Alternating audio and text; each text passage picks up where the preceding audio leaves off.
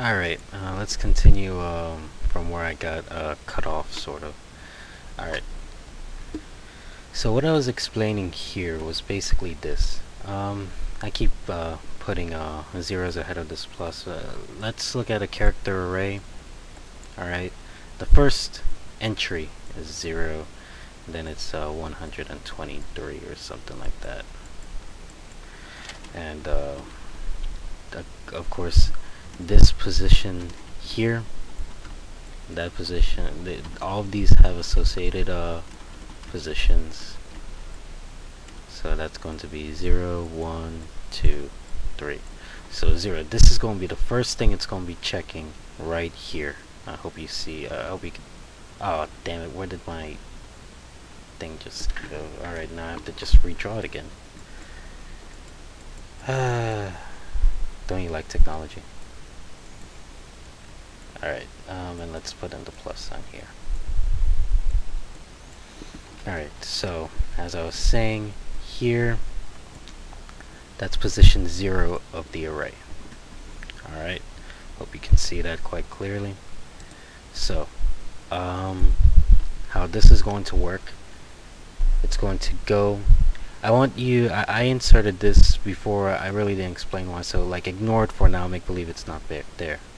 So what happens? We enter the loop, it checks position 0, finds it, says plus sign, okay, this is perfectly fine. So now what happens? Since it's perfectly fine, we initiate this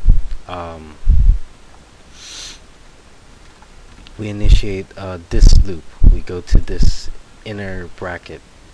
Alright, so note the counter hasn't changed at all. So at position 0, we're still at 0.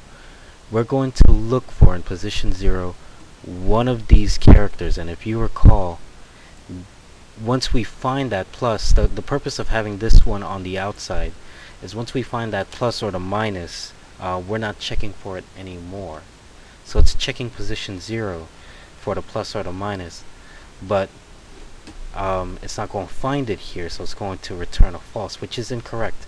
What we need to do is we need to increment the counter as I did here. So once you increment the counter, I shouldn't have erased it. Now that time it was my fault. So once you increment the counter, you're going to be going from position 0 to now checking the next position 1. So this is why we increment the counter here. So other than that, I think these two validation methods are working just fine. And notice, once I complete doing one of these methods, I collapse it. I don't need to look at the code anymore. I'm trusting that it's working just fine. So let's take it now and initiate it here. So it's going to accept the parameter I, and it's returning a value. So if this returns false, return false. Simple. Alright, now if let's get out of that. This is this block here, so I really don't need that. Look up the correct syntax if I'm confusing you with the if structure. So now I'm getting this now, using I as a parameter again, and if that ends up being false, then return false. Now what's wrong with this? Am I missing? What am I missing here? Oh, there we go. Yeah, seriously, look up the correct syntax, and then if everything's okay, then return true. Alright, so we have our validation methods working here, and basically what we can do before implementing this, we can call that implementer class. So here, let me print out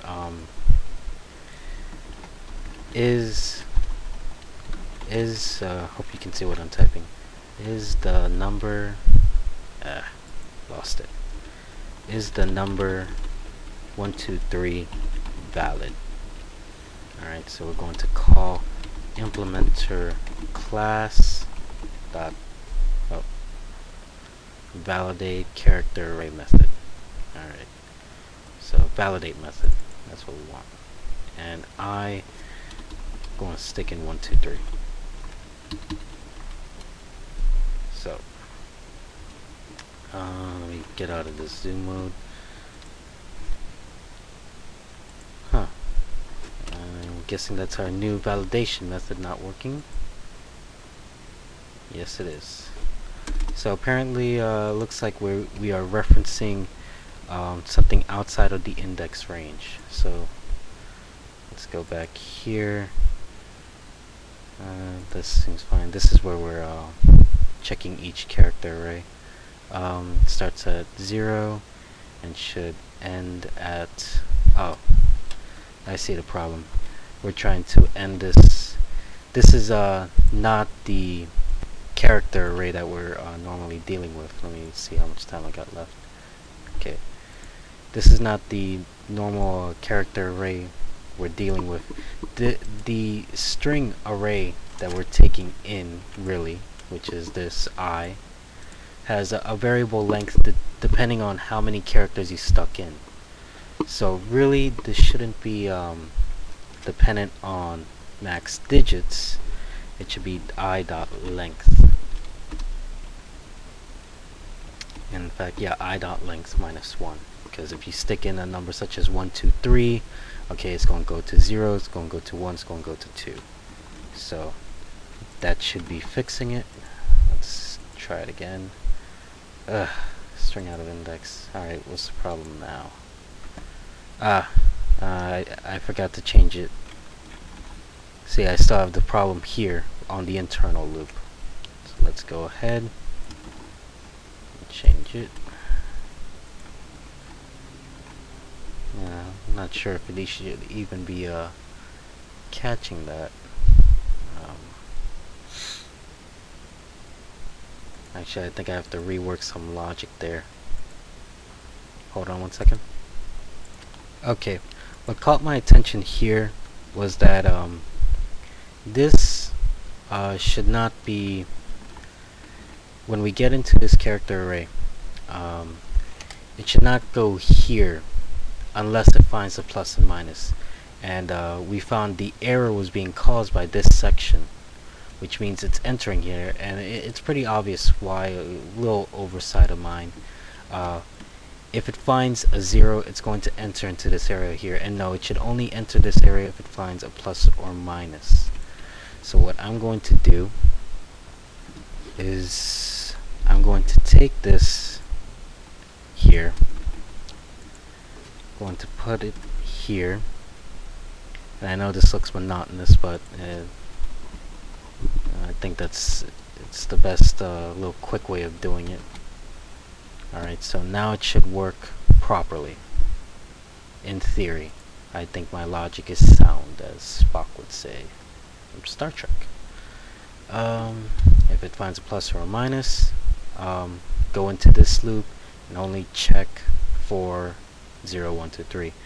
Now it's checking for, if it doesn't find a plus or minus, okay, that's okay. It's just going to go now to this if statement and see if it's one of these 0, 1, 2, 3. And I'm pretty sure that'll work.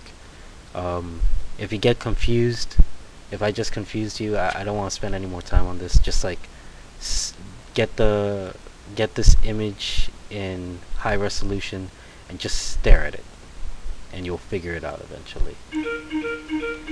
And I'm out of time for this video. See you in the next video.